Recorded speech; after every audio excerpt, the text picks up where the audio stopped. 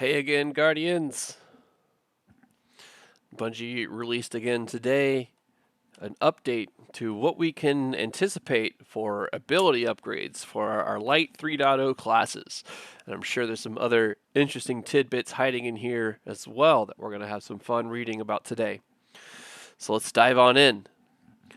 We've got another update from our sandbox team to dive into. This time, exploring more about abilities and changes on the way to subclass fun with the next expansion. Destiny 2's newest damage type, Strand, is arriving in LightFall, and we're beyond excited for you to play around with it. But that's not why we're here today. No, we don't have any additional Strand gameplay details to share just yet. Instead, we'll be talking about some general ability updates and quality of life changes we're making to Lightfall and beyond. The road traveled and the path ahead.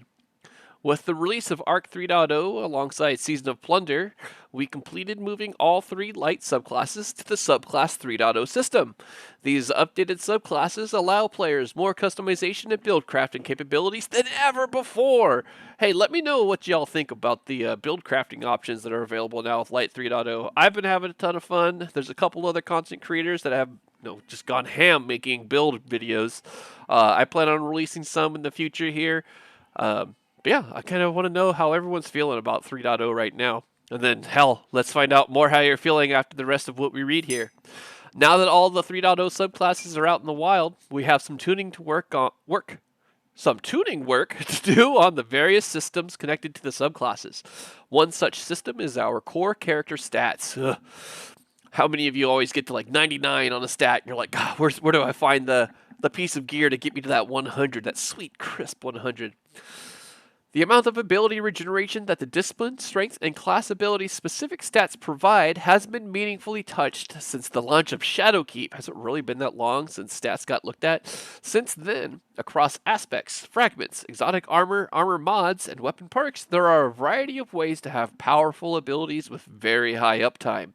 This has resulted in some PvE activities losing the tension that made them special and introduced additional noise into the Crucible. Yeah, looking at you, Stasis. I mean, I loved Stasis.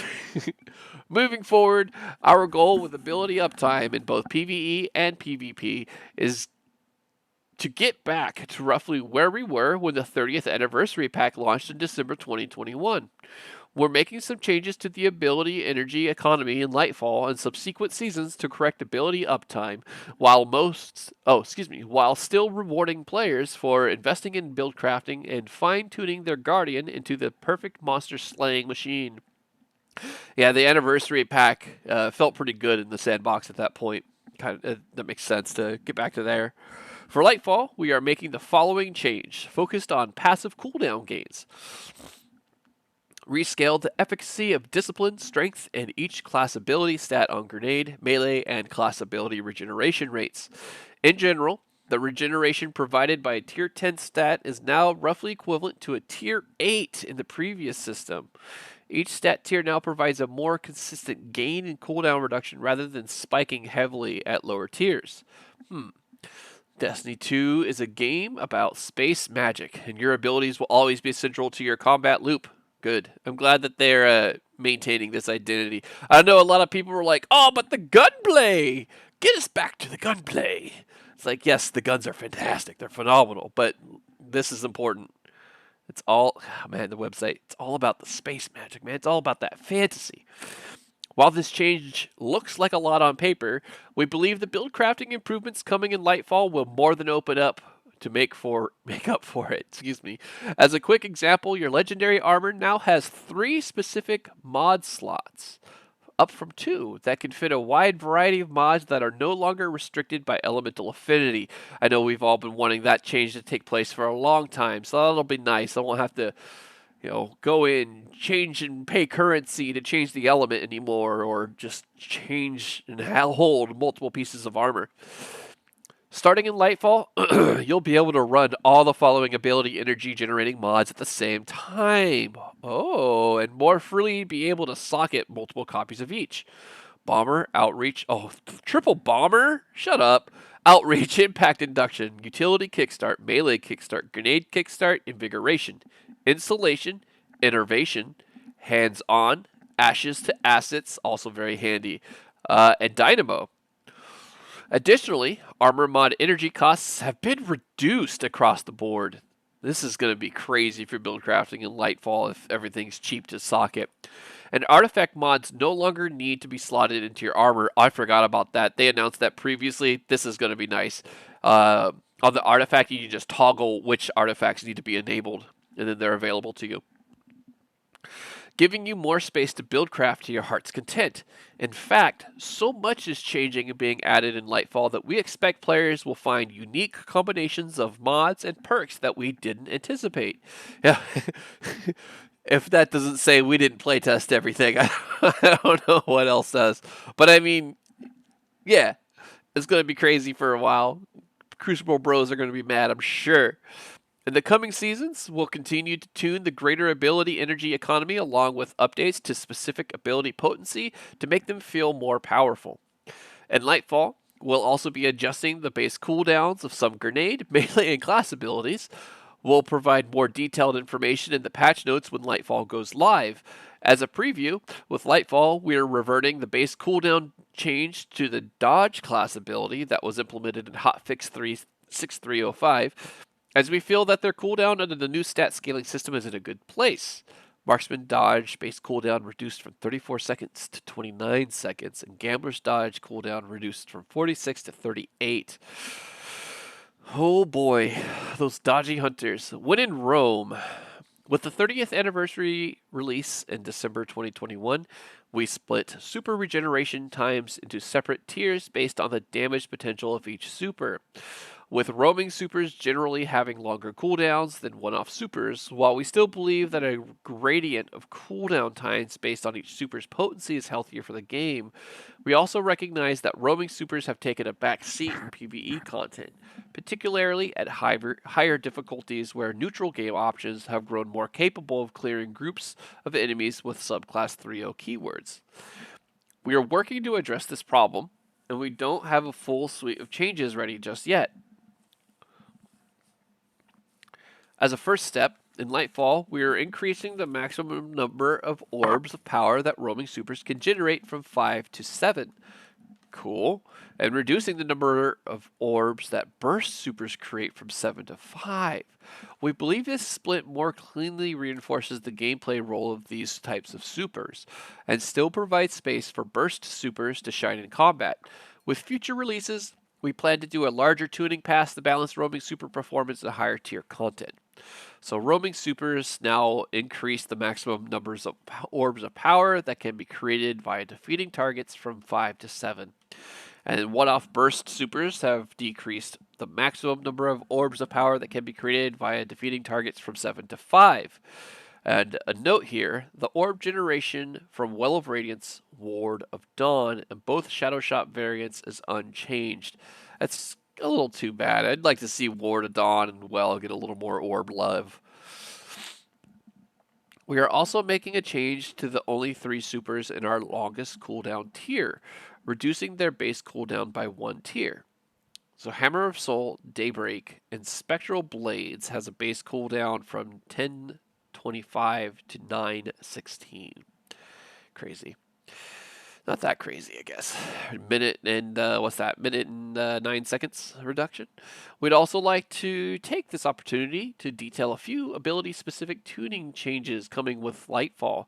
This is not a comprehensive list, which, as always, will be found in our patch notes, but it represents a portion of the major changes we are making. First up, Ward of Dawn. With Void 3.0, Ward of Dawn was reintroduced as a selectable super rather than being tied to Sentinel Shield, which is great because, I mean, I liked having the option to change between having a roaming and a dome. So maybe I'd take that great back.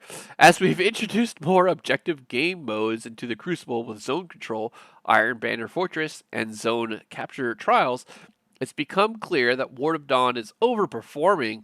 We don't want to reduce its functionality in PvE content, and in general, we still want Ward of Dawn to be a strong option when you need to lock down a point on a map, but we're making a few changes to make dislodging players from a Ward of Dawn more realistic in normal play.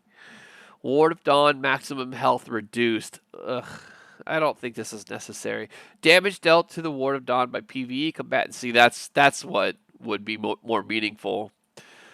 Has been reduced to compensate. Damage dealt to the Ward of Dawn by PvE combatants has been reduced to compensate. In general, Ward of Dawn's effective health in PvE should not meaningfully change. PvE. I don't know. I would have liked to have just in general seen a bump to damage dealt by PvP combatants to the dome. Get a bump rather than the change here. Let's read the rest before I settle and start forming opinions. Standardize the damage dealt by each type of kinetic and energy weapon against the ward itself. Okay. Previously, energy weapons did 2x damage to Ward of Dawn, and kinetic weapons did 1x. Now, regardless of damage type, all weapons do 1x damage. Armor of Light has been updated to reduce its potency in PvP. Maximum health reduced from 425 to 300. Now inherits Void's Overshield, 50% PvE damage resistance. No longer negates precision damage. I'm on the fence with those changes. I love my bubble. Similarly, Thunder Crash is currently proving to be too difficult to counter or escape in high-level Crucible modes, and is too strong at both its pseudo-roaming and shutdown rolls. Our goal with these changes is to bring it in line without compromising on its fantasy of allowing you to be the missile. This also felt like a good opportunity to give Fist of Havoc a damage boost against PvE targets, so we're including that as well. Thunder Crash. Reduced maximum flight time from 5 seconds to 4.5 seconds. Reduced size of the damaging volume around the player while in flight by 20%, and pushed it further forward in front of the player to make flyby disintegrations more intentional. Yeah, sometimes it's like, oh, I got this guy off to my side. Or to my rear side, right? Descent now begins earlier in flight. I wonder how much earlier. Reduced landing detonation size versus players by 20%. Yeah, I always felt like I'd be a mile away from a Thunder Crash impact, and I just don't get vaporized. Unchanged versus PvE targets. Great. Fist of Havoc. Increased PvE damage by 20%. Also nice to see that get a little damage buff. Arc 3.0's Spark of Resistance Fragment is achieving our intended goal of making close-range combat safer to engage with, but it's a bit too easy to keep rolling throughout an entire PvE encounter or Crucible skirmish. We're making a couple of changes here to increase the difficulty of doing so without changing its potency while you are in the fray.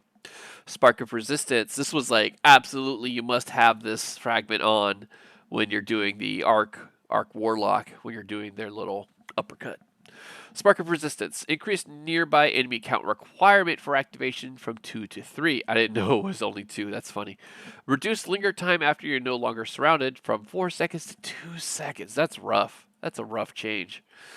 I wish it was just like a 1 second reduction, but they must have felt 3 seconds was still too long.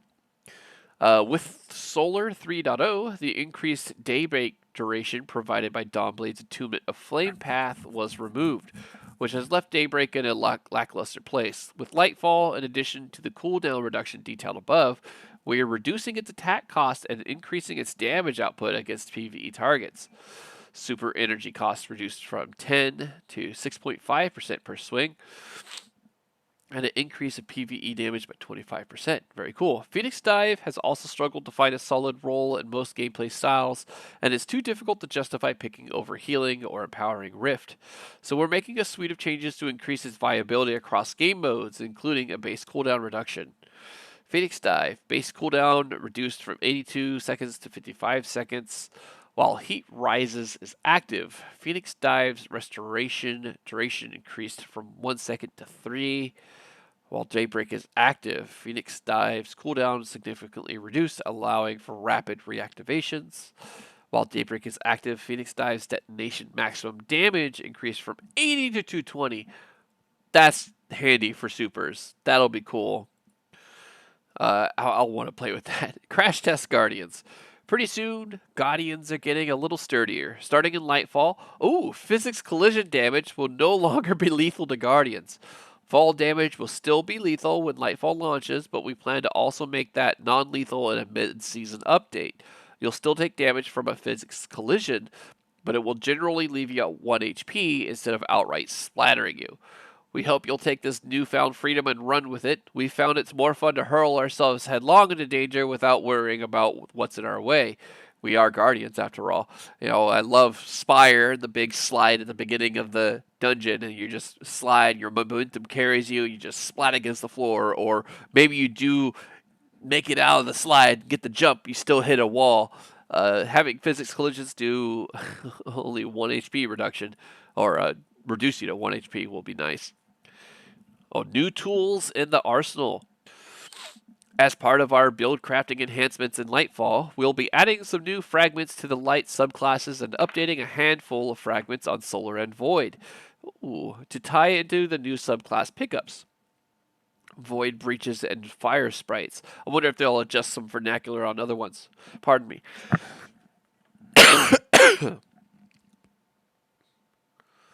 Some of these fragments additions are intended as spiritual successors to combat style mods that aren't making the jump over to the new armor build crafting system, and some are brand new additions intended to open access to subclass verbs that some classes didn't have before.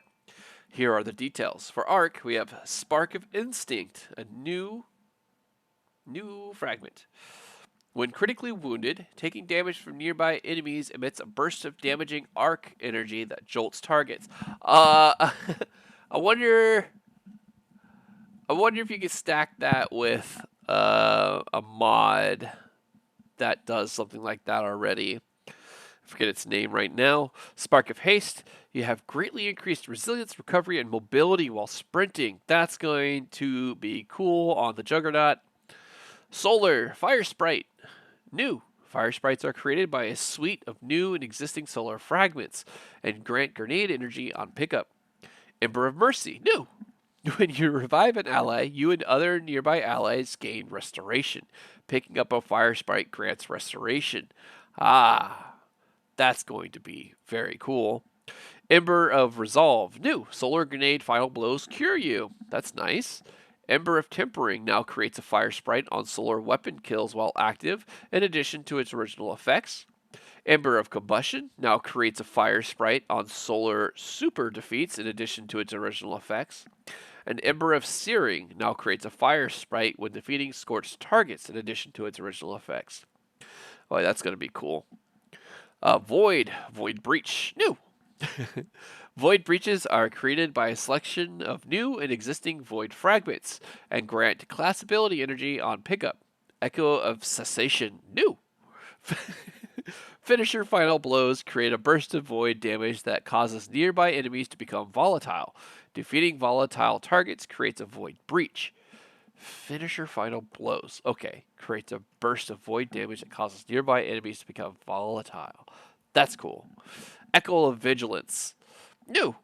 Defeating a target when your shields are depleted grants you a temporary overshield. That's a nice recov kind of thing. Echo of Domineering. Where'd it go? Now creates a void breach when defeating suppressed targets, in addition to its original effects. Oh boy. Echo of Harvest. Now creates a void breach when defeating weakened targets with precision damage, in addition to its original effects. Echo of Starvation now grants Devour on pickup, I'm assuming, of a void breach, in addition to its original effects. Man, I'm telling you, Collective Obligation Warlock is going to be bonkers. Because if my brain's chugging here, if possible, and they're moving into a what I've been seeing quoted as action per minute combat style, this means we'll be able to get out multiple childs of the old gods. Child of the War Gods. Look out. It's Zevo Arath with Child of the War Gods. This is going to enable us to get multiple rifts out, which means multiple Child of the Old Gods out on the field. It's going to be bonkers. In case you missed the build crafting update from a couple weeks back, I think we did a reading on that as well. We've also added ways for your subclass keywords to counter champions. While we still expect weapons and seasonal artifact mods to be the primary ways you counter champions in high-level PvE content, we've found that the subclass keywords are a solid component to round out your loadouts or get your fire team out of a tight spot when an unstoppable champion is barreling towards you. We'll be keeping an eye on this when it goes live, and we're excited to see players use it. That's it for the gameplay team today. We hope you're looking forward to Lightfall, and we'll see you on the other side. Well, let me know in the comments what you guys think of these new changes and adjustments. I'd love to hear it and read and talk about it with you. Until then, keep Cabal'n out of control, guys. I'll see you soon.